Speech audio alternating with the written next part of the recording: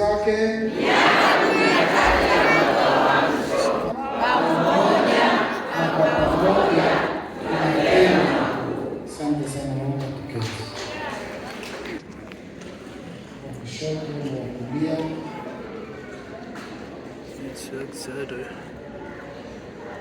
Tusalimia huduma yako wa mbele.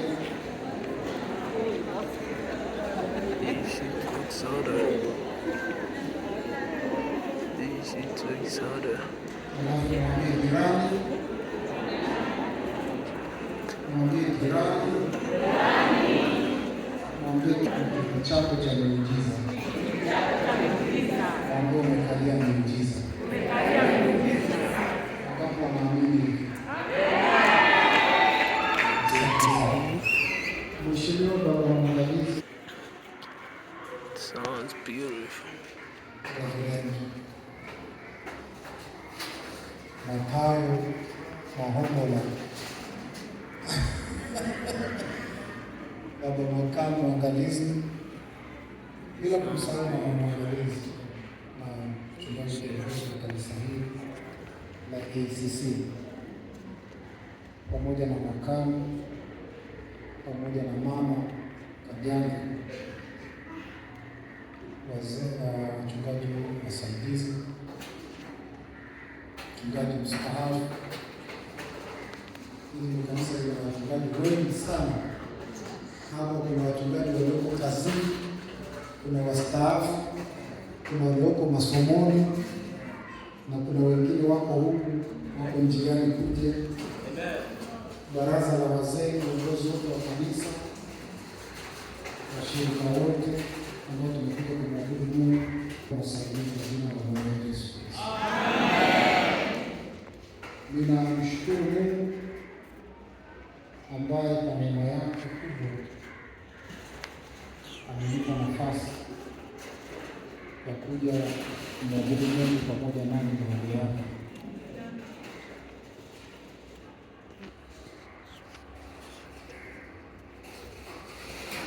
Ni heshima ya kipekee. Bwana asifiwe sana. Sio mara yangu ya kwanza kufika hapa, hiyo ni mara ya kwanza kuabudu wengine.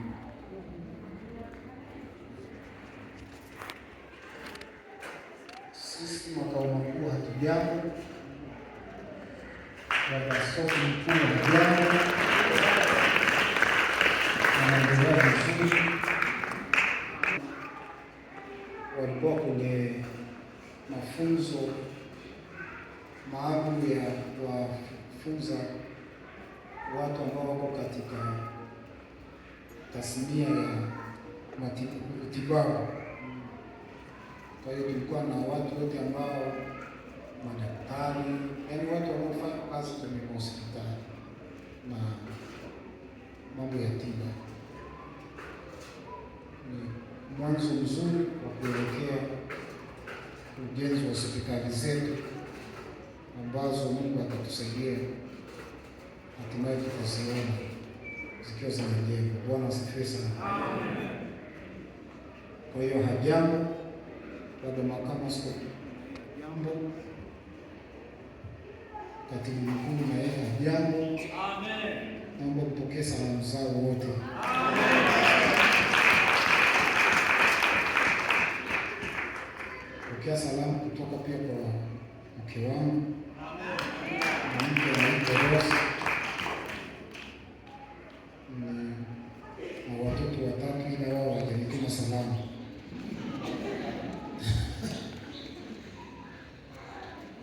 Nitafundisha neno hapo kwa kifupi. Neno la kwanza na neno la pili la Roho. Bwana asifiwe sana. Kwa hiyo nitahubiri injili ya kwanza fupi na nitahubiri injili ya pili pia.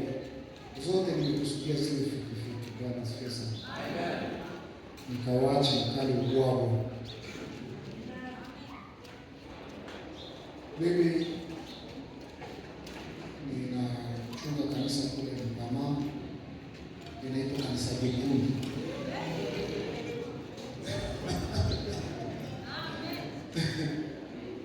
inaitwa Kanisa Jekundu. Ukiwa mahali popote ukiulizia Kanisa Jekundu watakufikisha. Ila nilimwomba mwangalizi nibadilishe jina, nikamwandikia barua kipindi hicho akiwa mwangalizi wangu, na yeye ndio alinipeleka pale, akaniambia simameni kanisa,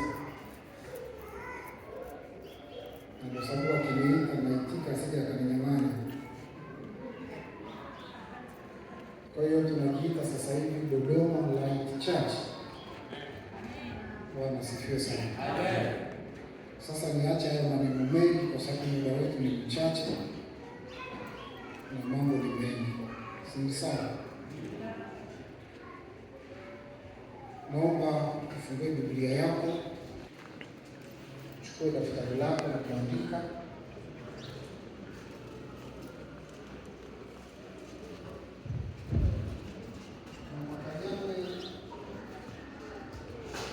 Mke wa mchungaji Kanyage, baba makamu mwangalizi, huyo mama mtendaji pamoja na mimi pale na Kanyage. Naomba nimsimamishe kwa hilo.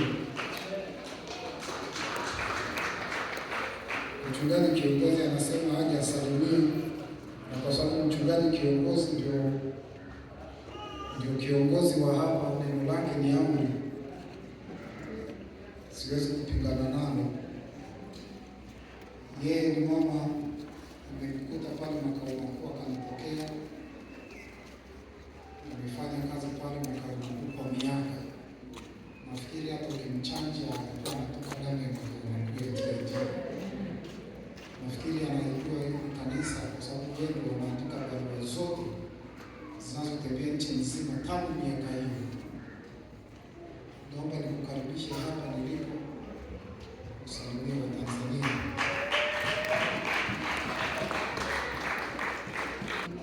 Baba, nashukuru kwa hii nafasi ya kipekee ambayo kwa neema ya Mungu umeniona mtumishi wako na kunisimamisha.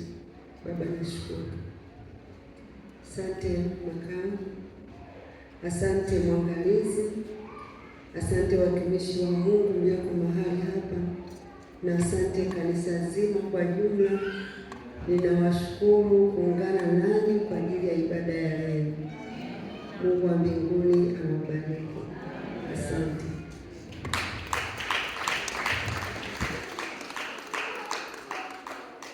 Naona vijana mmefunza.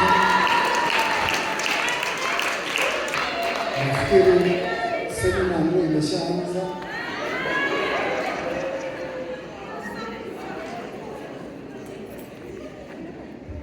Bwana Yesu asifiwe sana. Sasa naomba nililete neno. Baba, katika jina la Yesu nasimama mbele zako na mbele ya watumishi wako, nisaidie kulinena neno lako, nipe kinywa cha kusema, na watoto wako wako masikio kusikia na kuelewa, katika jina la Yesu, amen. Amen. Nitazungumza kwa habari ya kufunga na kuomba, nguvu ya kufunga na kuomba. Bwana asifiwe sana. Tukijua kabisa sisi watu tuliookoka, moja ya jambo kubwa ambalo tunapaswa kulifanya tuweze kupata matokeo, lazima tuwe watu ambao waombaji, sema waombaji na wafungaji. Bwana asifiwe sana. Funga ni nidhamu ya kiroho. Hebu rudia haya maneno. Bwana asifiwe sana. Hiyo itapotea kichwani tena. Ni nidhamu. Yaani ukiona mtu anayefunga mwenyewe ana discipline. Kama wewe si mfungaji, maana yake huna hiyo nidhamu. na siku zote ili kufanikiwa lazima uwe na nidhamu. Sasa nimekuwa nikipata mashambulizi mengi sana kanisa la TAG. Hata ukienda kwenye mitandao utasikia, utashangaa mtu anayeuza mafuta anatutabiria sisi kwamba tutaharibika. Kuomba, kumtafuta Mungu binafsi. Sisi hatufundishi ubebe chupa ya mafuta, ukipata matatizo ujipake au upake, na huo ni uzembe wa kiroho. Yaani ni uvivu kwa mtu kuchukua tu mafuta, anataka afike mahali anamimina mahali vitu tu vitokee. Huo ni uvivu. Lakini ili vitu vitokee kwenye maisha, unajenga nidhamu ya kutembea na Mungu kibinafsi. Naomba nisikie amen nzuri. Kufunga ni kujizuia kwa makusudi kula chakula kwa sababu unataka kujenga mahusiano na Mungu. Unajizuia kwa makusudi kula chakula. Sema kujizuia. Kuku ni tamu, chakula ni kizuri na mwili unataka, lakini ukitaka matokeo kwenye maisha yako ukiwa kama Mkristo, ni lazima uwe na siku za kufunga. Amen. Za kuomba. Yes, mimi nilipookoka, watu waliokuwa wakinishuhudia niokoke walikuwa ni washirika. Kwanza mimi nilinyimwa raha sana, kwa sababu nilikuwa naenda kwa watu ambao wameokoka, nikitoka shuleni nikikaa tu pale nashuhudiwa. Yaani unajua ile unaokoka alafu unasema sasa ule usumbufu unafanyaje? Unaisha. Yaani watu wanakushuhudia mpaka siku ukiokoka unakumbuka wanavyokusumbua okoka. Sijajua leo kama watu wanashuhudia. Yule mama alikuwa ana siku zake za kujifungia ndani. Anafunga milango, anakaa ndani tangu asubuhi mpaka usiku. Anasoma neno, anapiga maombi. Na leo kitu nazungumza. Amen. Na kwa sababu hiyo alikuwa anaweza kupata taarifa hata za mume wake akiwa safarini. Watu wa sasa hivi nashangaa wanaenda eti kutabiriwa. Eti Mungu anasema nini kuhusu mimi? Kwani wewe huyo Mungu sio wako wa kuambia habari zako? Unaenda kutafuta habari zako kwa watu. Mama mmoja alinifuata, ananiambia eti Mungu amekuambia nini kuhusu mimi? Nikamwambia hajaniambia chochote. Amen. Nikamwambia mimi Mungu hajaniambia chochote kuhusu wewe. Lakini ni wamezoea kuambia maneno mazuri. Kuna makanisa ukienda wanakutia moyo kwa maneno ya, hata Paulo alisema kuhubiri kwangu sikuhubiri kwa hekima ya binadamu, sikuhubiri kwa ushawishi, kwa maneno ya ushawishi. Hatuhubiri kubembeleza watu, tunahubiri kuonyesha njia ya uzima. Uielewe njia ya uzima, uifuate.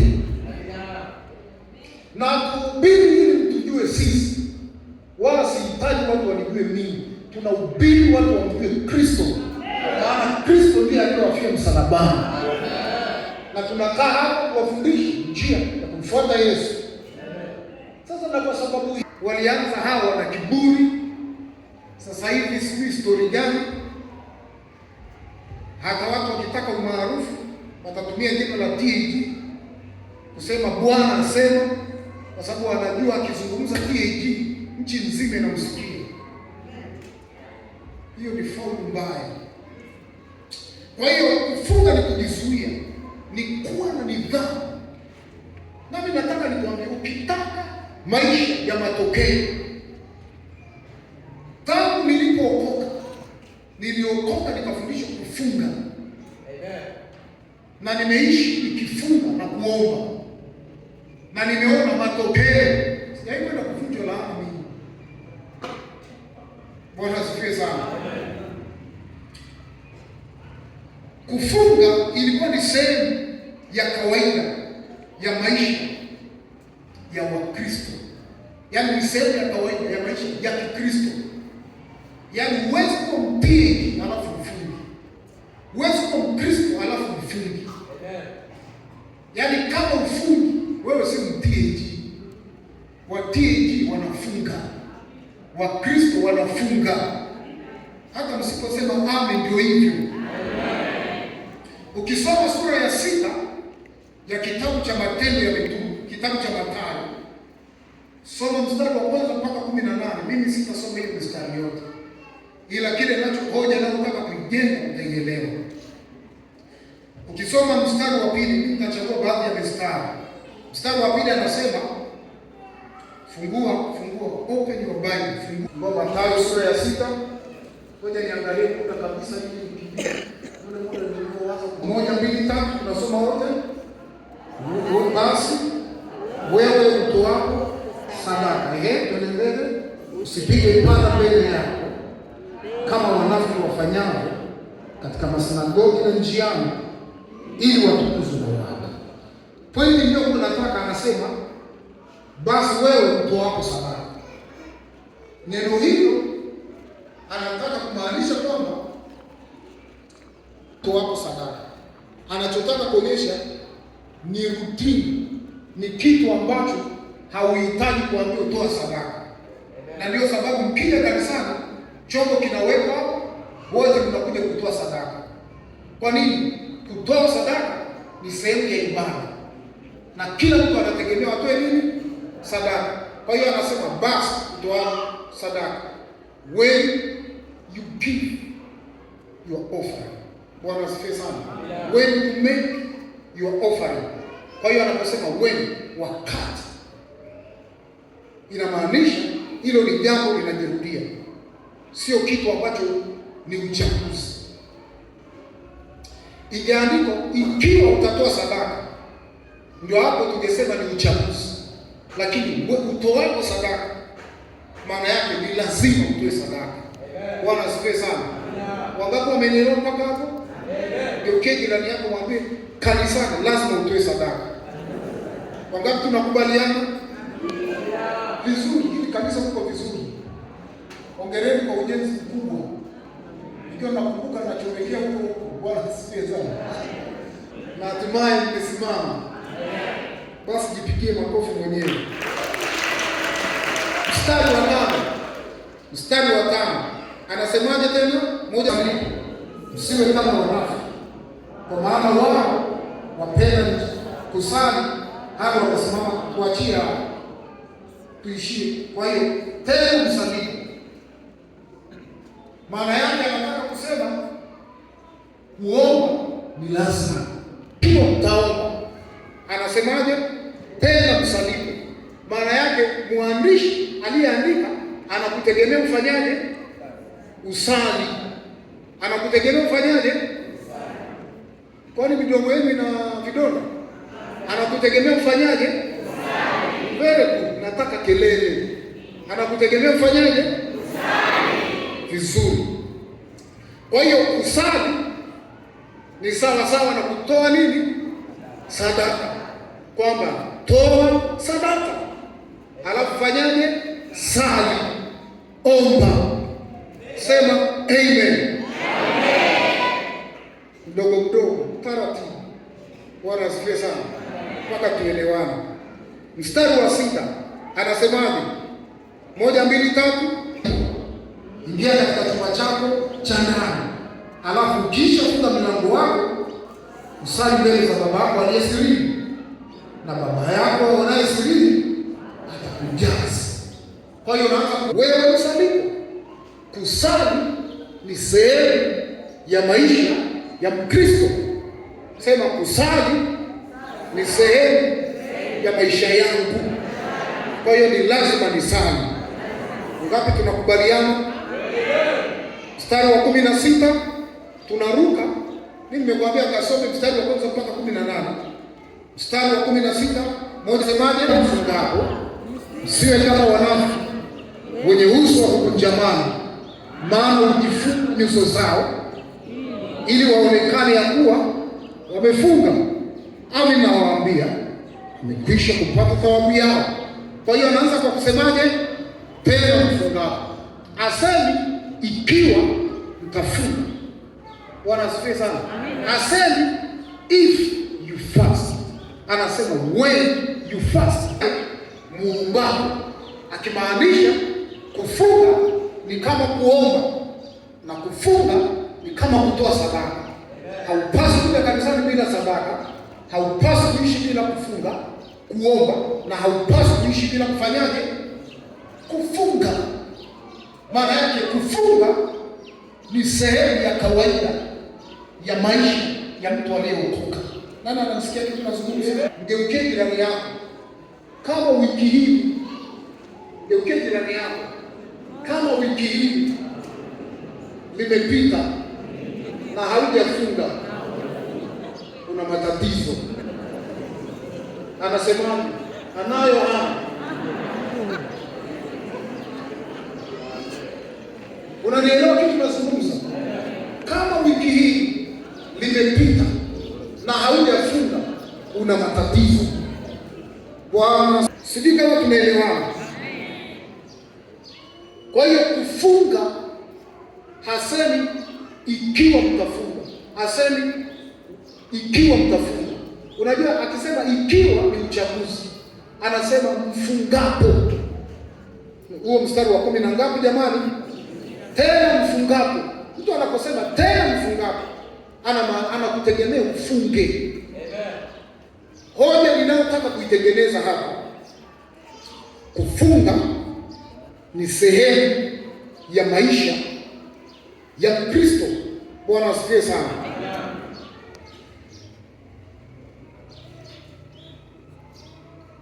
Hapo tumekubaliana?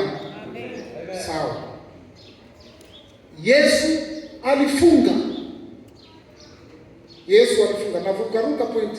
Nina somo la kufundisha siku nyingi. Kwa hiyo ukiona nafanya hivi, natafuta leo niwaambie kitu gani na chagua mambo acha. Yesu alifunga. Baada ya Yesu kubatizwa, Yesu aliongozwa na Roho Mtakatifu kwenda wapi? Jangwani. Angalia kitabu cha Luka sura ya 4. Mstari wa 1 na wa 2. Mstari wa 1 na wa 2. 1, 2, 3 tusome. Na Yesu hali amejaa Roho Mtakatifu alirudi kutoka Yordani akiongozwa na Roho muda wa siku ngapi? Nyikani. Mstari wa 2, akijaribiwa na Ibilisi, na siku hizo alikuwa hali kiki, hata zilipotimia aliona njaa. Kwa hiyo hapa tunamuona Bwana Yesu alikuwa anakunywa maji. Haijaandikwa, maana sioni kama aliona kiu, ila aliona njaa. Lakini anasema alienda siku 40 akijaribiwa na Ibilisi, hali kitu. Hajaandika hali hanywi. Bwana asifiwe sana. Kwa siku 40. Kwa hiyo wewe usiende kufika siku 40 hauli unyu, tunaweza tukakuzika unless Mungu amekutokea akakuambia. Bwana asifiwe sana. Sasa tunamwona huyu Yesu alikuwa amejaa Roho, akaenda kufunga akiongozwa na Roho, akafunga siku 40. Kuna mahali Yesu anasema mtumwa si mkubwa kuliko nani? Mtumwa si mkubwa kuliko nani? Mtumwa si mkubwa kuliko bwana wake. Alafu na mwanafunzi si mkubwa kuliko mkufunzi wake. Alafu anasemaje? Yatosha kwa mwanafunzi kulingana na mwalimu, lakini hampiti nani? Mwalimu. Unaelewa maana yake? Niliwaambia watu, ukitaka Yesu ili vitu vitokee, aliomba, alifunga. Wewe vitu vikitokea wakati ufungi na kuomba, basi wewe ni mkubwa kuliko Yesu, kwa sababu wewe unapata matokeo ya Yesu wakati hautumii njia ya nani? Ya Yesu. Kwa sababu ukimsoma Yesu, muda wake mwingi alikaa mlimani akimuomba Mungu. Alifanya kazi mchana, alafu usiku wengine wakisafiri, yeye aliingia mahali pa faragha, wanafunzi wao wakatangulia. Nakumbuka siku ile alitembea baharini, akakuta chombo kinasukosuko. Sasa na mambo yaliyoandikwa hapa, mambo aliyoyafanya Yesu ni machache katika mengi. Yohana anasema yangeandikwa yote, vitabu visingetosha. Lakini katika mambo mengi aliyoyafanya, machache yaliyochaguliwa ni muda wa Yesu kukaa kwenye maombi. Alikuwa na maombi ya asubuhi. Unaambiwa asubuhi na mapema alikuwa anaenda anapaza sauti. Geukia jirani yako, wewe unaomba? Na nielewa kitu nazungumza. Kuna watu wanawasikia wananiambia nikiokoka nitapata matokeo. Ukiokoka na unatembea kama uliko na unaishi maisha yale yale kabla ya kuokoka, huwezi kupata matokeo. Mimi nimeona miujiza ya Mungu. Unajua dunia nzima, mpaka wale watu nao waamini sana wakisema hakuna Mungu na wakamkataa Mungu, nitabaki peke yangu nikisema Mungu yuko, kwa sababu nimemuona akinitokea. Nakumbuka siku moja wakati nimemaliza chuo kikuu cha Dar es Salaam, na wakati huo nimemaliza chuo cha Biblia. Familia yangu ni familia duni, kwa hiyo nilikuwa na majaribu mengi tu kuliko yamkini kama wewe au zaidi yako, yaani matatizo mengi. Unasikia taarifa za shida, unajiuliza na isaidiaje nyumba yetu. Mawazo na nafikiri na kiona na nyoa upara, sijanyoa upara kwa sababu napenda, ni kwa sababu nywele zimeamua kuondoka na mimi nikaamua kuzipa ushirikiano kuziondoa. Na nafikiri hizi nywele zimeondoka kwa sababu nilikuwa nawaza sana kwa sababu ya matatizo mengi. Mimi nilikuwa nafika mahali usiku silala, yaani nikikaa kitandani mpaka kuna kucha niko hivi naangalia. Unanielewa? Maana yake nazungumza mimi ni mtu ambaye kama ni matatizo na majaribu na shida za maisha nimekuwa nazo, mbele ukiangalia unaona giza, haujui nini kinatokea kesho. Lakini moja ya kitu nilijifunza kuomba na kufunga. Nakumbuka siku moja nimeamka usiku nalia, nataka kwenda kuomba, naenda kuomba. Alafu siku ile Mungu akaamua mimi nisiongee, yeye ndio aongee. Nikasikia sauti inaniambia chukua Biblia. Sauti ikaniambia chukua diary, chukua na kalamu. Nikawa nasikia kiganja kiko kichwani kwangu. Mkono, hebu weka mkono hapa. Shika vizuri kichwa chako. Ukaza mkono, usiweke tu, usiwekeze. Shika vizuri kama mtu anakushika mpaka usikie kuna kiganja kimeshika hapa. Mwamshe huyo mama anayelala hapo mbele. Nikawa nasikia kiganja cha mtu kimenishika. Alafu kinanisemesha, kilala na kuamsha. Bwana asifiwe sana. Yaani nakuamsha kabisa, amka. Nakuja na kutikisa. Kwa hiyo take care, jihadhari na mimi. Bwana asifiwe sana. Kwa hiyo nimewaonya ili mjue anayeongea ni mtu wa namna gani. Mimi sio mchungaji wenu. Na kwa hiyo siwagombelezi. Wala sitaki niwaonyeshe na wapenda, wala siwapendi, na wahubirie nchini muipokee. Bwana asifiwe sana. Kwa hiyo usinichezee mimi nikiwa hapa. Nataka usikie neno upone. Bwana asifiwe sana. Lazima na kutoa darasani hapa. Sasa nasikia kiganja kiko hapa kinanisemesha. Alafu ile sauti naisikia inaniambia naona giza. Ananipa uhakika. Aliongea na mimi mpaka nikapiga kelele, nikapiga usiku wa manane. Naondoa maiki. Yaani nikapiga nduru. Unanielewa? Nikamwambia Yesu, usiongee tena, mimi nimekuelewa. Nikamwambia mimi Mungu sitakuuliza tena swali, nikamwambia sita doubt tena, mimi nina uhakika, yaani umeongea na mimi nimeamini, nimeelewa, nimeamini. Kutoka huko Mungu ametembea na mimi, ndio mimi unaniona hapa. Ndio kitu tunazungumza. Ukiniangalia unaweza kufikiri ilikuwa rahisi, lakini nilikuwa naomba, nilikuwa nafunga. Nimefunga sio mara moja.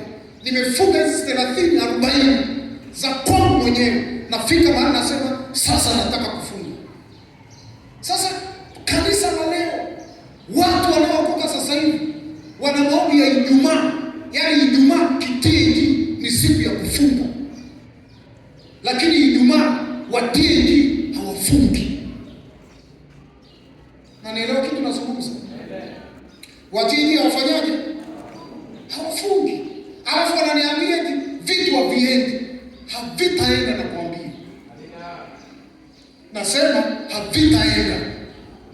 Utakama mpaka na mapepo na jina lako la TAG. Unanisikia?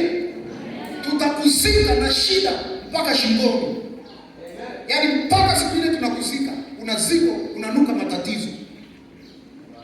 Kwa sababu matatizo hayaondoki kwa kubeba mafuta, ni lazima uchukue hatua. Nilikata mstari uliokuwa unatuzuia. Unanielewa kitu nazungumza? Mimi nimekuwa na background kwetu huko uchawi, sijui nini, matatizo lukuki. Usifikiri mimi nimetoka mbinguni. Unanielewa kitu nazungumza? Unaona kwetu watu hawafanikiwi. Mimi ni wa mtoto wa 10 nyumbani kwetu. Mimi ni wa kwanza kufika chuo kikuu. Kwa mbinde, kwa kupigana. Walionitangulia aliyesoma sana alishia form 2. Wewe ndio alisoma sana. Sio kwamba mzee alikuwa hataki kuwapeleka shule, hawataki. Mimi nilikataa shule darasa la kwanza. Nikawa nalala makaburini, nikawa mwizi. Unaanza kuona ile roho ambayo ilikuwa inaharibu nyumba yetu. Lakini unaweza kuelewa, siku ile naenda kufanya mtihani wa form 4, walimtupia ugonjwa ambao niliambiwa wiki moja kabla na mtu atakayetuma huo ugonjwa. Sina muda kueleza haya. Lakini kusikia, nasikia sauti inaniambia fulani anakutumia ugonjwa na hautafanya mitihani, hataki usome. Unaelewa kitu nazungumza? Hapo mimi niko form 4, nimeokoka. Nilisikia hiyo sauti ikiniambia kwa sababu nilikuwa mtu wa maombi. Kwa hiyo nikasikia sauti inanisemesha kile ambacho kinaenda kufanya mbele yangu. Na mimi sikuomba, nikakaa tu kimya. Kwa hiyo Jumamosi wakati ninasukua dawati, Jumatatu ni mtihani, nikapigwa ugonjwa. Macho hayaoni, kichwa kinauma, tumbo ugonjwa. Nenda hospitali hakuna ugonjwa. Ikabidi nirudi hivyo hivyo shuleni, nikaanza mapambano ya maombi. Swali na kuuliza, kama nilikuwa sijaokoka mimi. Swali na kuuliza, kama nilikuwa sio mtu ambaye ni wa maombi, mpaka nasikia sauti ya Mungu ikisema na mimi, wakati huo ugonjwa umenipiga, si ningeng'ang'ana na hospitali? Je, ningefika form 4? Leo ungeniona hapa. Kuna vitu vingi watu wamepoteza na wanafikiri haya ndio maisha yao. Sio maisha yao, kwa sababu ya uvivu wa kupenda chakula, uvivu wa kutaka kumtafuta Mungu. Unataka tu pale ugebesho kitambaa mambo yatokee, hayatatokea. Huwa nawaambiaga tutakuzika na shida zako. Na hakuna mtu mwenye uchungu na maisha yako kama wewe. Hata huko mnaitaga dadi, acha ujinga hapa. Sijui dadi hapa. Unapofunga na kuomba, unapata viwango vya kiroho vikubwa. Unapata nguvu ya kusogeza mambo. Niwaambie kwamba ili vitu vitokee kwenye maisha yako vinahitaji nguvu. Hauna nguvu, kuna vitu mbele. Hauna nguvu, kuna vitu havitokee. Naomba kusikia amen ya kumhamisha mtu aliye nalo. Kwa hiyo tunaona mstari wa kwanza, Yesu alikuwa amejaa Roho Mtakatifu, akaongozwa. Lakini mstari wa 14 wa kitabu cha Luka, mstari wa 14 anasema alipoenda kufunga. Angalia hapo Luka 14, Luka 4:14. Alipokuwa anaenda alikuwa amejaa. Aliporudi 1, 2, 3 Anasemaje? Yesu kwa nguvu ya Roho. Tunaanza kusikia habari zake zikaanza kufahamika huku, sijui kando kando ya watu. Amekuja na nguvu. Unaweza kuwa na Roho Mtakatifu lakini usiwe na nguvu, kwa sababu nguvu ni matokeo ya kukaa. Biblia inasemaje? Utamkumbuka Mungu maana ndiye akupaye nguvu za kupata utajiri. Nguvu maana yake ni upako, upako wa kuinua.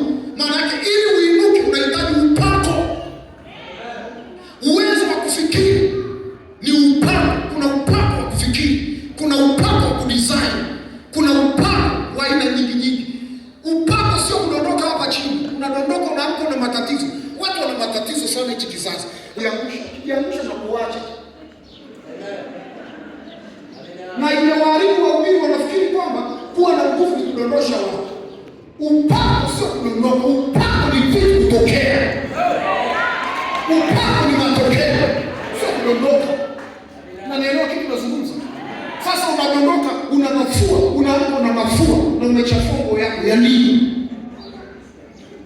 Sikatai kuna kudondoka, hata mimi nishadondoka, lakini wewe unajidondosha. Na wakati huo imewafanya wahubiri, imewafanya watu. Mimi nataka nimfuate huyu jamaa na yeye anakimbia kwa sababu hiyo kamera yako itajua wewe umekuja kusimama mbele yake. Anaweka mikono mpaka wanafanya hivi. Nataka kuna upako. Nani ameelewa kitu tunazungumza? Upako ni matokeo katika jina la Yesu. Na kuombea matokeo katika jina la Yesu. Kwamba nyinyi tu ndio mnapaswa kudondoka, yeye asidondoke. Tudondoke wote kama ni hivi. Wala kila Jumapili kudondosha, kila Jumapili kudondosha.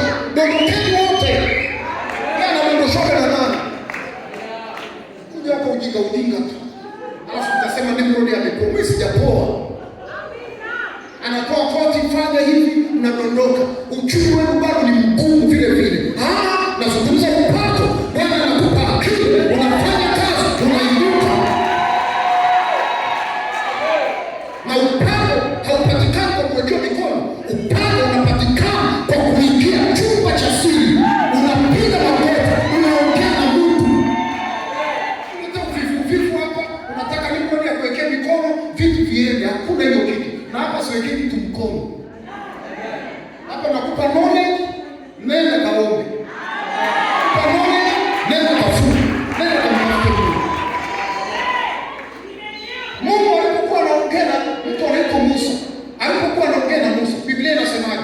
Musa alimjulisha njia zake. Wana wa Israeli akawapa matendo, yani matokeo, yani majibu. Lakini Musa alifundishwa namna ya kukotoa swali mpaka jibu litokee. Nafikiri ni Zaburi ya 103 mstari wa 7. Anasema alimjulisha Musa njia. Maana yake fundisho kuvua sio unapewa samaki. Fundisho mahali pa kwenda mambo yatokee. Sasa tuna kanisa nyonge. Tuna Wakristo wanyonge. Tuna Wakristo wasioweza kutoa pepo. Tuna Wakristo wana mapepo. Unakaa kwenye kanisa, mtu amekaa kanisani miaka 5, kila siku anadondoka mapepo. Tuletee ujinga. Lazima Bwana asifiwe sana. Hatutaki hiyo kitu. Na mkini anaona sifa, kanisa watu wanalipuka mapepo. Yaani kanisa kama una washirika wanalipuka mapepo. Hiyo ni kufeli. Hiyo ni kufeli. Anayetakiwa kulipuka mapepo ni watu wapya wanaokuja kanisani. Lakini watu wanalipuka kanisani na mnatuonyesha kwenye video hamna aibu. Hiyo ni kufeli. Nani anaelewa kitu tunazungumza? Unataka kulipua tu mapepo na wewe nilipuka kama unaona ni nzuri. Kama kulipuka mapepo ni nzuri. Alifunga. Akarudi kwa nguvu za Roho. Akaenda Galilaya. Habari zake zikaenea katika nchi zote kando kando. Sasa unaanza kuona ametoka kwenye mfuko. Amejaa. Wewe unafanya biashara. Unakula chakula kila siku. Unakuja hapo unataka tu maombi ya mzee Muhongola akuombea hapa yabadilishe biashara yako. Utakaa sana. Kwa sababu watu mnaofanya nao biashara wengine wanazima mpaka kwenye majeneza, wanatoka huko wana upishi wa kipepo, ndio wanaofanya biashara na nyinyi. Alafu wewe unakula chakula wiki mzima, alafu unakuja hapa tu uwekee mikono hapa utoboe. Hautatoboa, hautatoboa, hautoboi. Na mimi sikudanganya, angalia Mathayo 17:21 ili uelewe hautatoboa, hautatoboa. Mathayo, angalia Mathayo 17:21. Kuokoka sio ishu. Sasa mimi waliniambia maisha yangu ni magumu. Huwezi kuwa na maisha mepesi wakati wewe mwenyewe ni mwepesi. Lazima uwe na nguvu, uwe na maisha mepesi, kwa magumu. Hata msiponipenda unawaambia wanataka kufarijiwa hapa, nenda kafanikiwe wapi? Nenda kastari wapi? Kuna kanuni za kustari. Sijui nenda kafanikiwe wapi? Kuna kanuni za kufanikiwa. Sijui utabarikiwa utokapo na kuingia wapi? Kuna kanuni. Utakuwa kichwa wala sio mkia wapi? Kuna kanuni. Janga nimeona duniani ya kwamba wakwasi wanatembea kwa miguu, watumwa wamepanda farasi. Alafu anasema watumwa wamepanda farasi, wakwasi wanatembea kwa miguu kama watumwa. Nilikuwa nimesahau hilo, kama watumwa. Yaani wanawake anashangaa. Nimeona janga maisha ya watu waliookoka. Ukiangalia watu wenye nguvu ni watu ambao hawajaokoka. Ukiangalia watu wenye maisha mazuri ni watu ambao hawajaokoka. Alafu waliookoka wako tu hapa wanateka anga, wanateka sijui, hawana kitu. Unasema mbinguni ndio tutatawala. Biblia inasema mbingu ni za Mungu, dunia ametupatia sisi. Amen. Tuko hapa tusikae kwa shida. Kuna watu wanafikiri maisha maduni, mateso ndio maisha yetu. Hakuna hiyo kitu. Mimi nilikataa umaskini. Nilisema sitaki kuitwa maskini mimi. Hilo jina sitaki kulisikia kwenye maisha yangu. Mimi ni mtoto wa Yesu. Baba yangu alikuwa maskini ili mimi niwe tajiri. Sitaki kusikia hiyo kitu. Na nilikataa kwenye nyumba yetu. Na nikasema mimi nairekebisha. Nilikuwa nasimama nawaambia watu, nimeisoma hii Biblia na nimegundua maisha yangu. Nilikuwa napata sifuri, wanafunzi wa mwisho. Yaani mimi kama ningejilegeza hivi leo hii ningekuwa mfutabanga. Amen. Kwa sababu ni wale tulikuwa tunafeli. Yaani wale tunatukana na walimu mpaka sekondari. Mimi nimetukana tangu darasa la kwanza. Mimi nimetukana. Yaani mimi nimetukana shuleni tangu darasa la kwanza. Na ndio sababu nikaanza kutoroka. Mimi nimeanza kutoroka darasa la kwanza. Wewe kama umejifunza wizi form 4, mimi nilianza kuiba darasa la kwanza. Hatulingani wewe. Amen. Alafu mimi sijafundishwa kuiba. Mimi niligundua kuiba. Yaani kuiba mimi ni kipaji. Amen. Unanielewa kitu nazungumza? Watu niliowafundisha kutoroka shule, wengine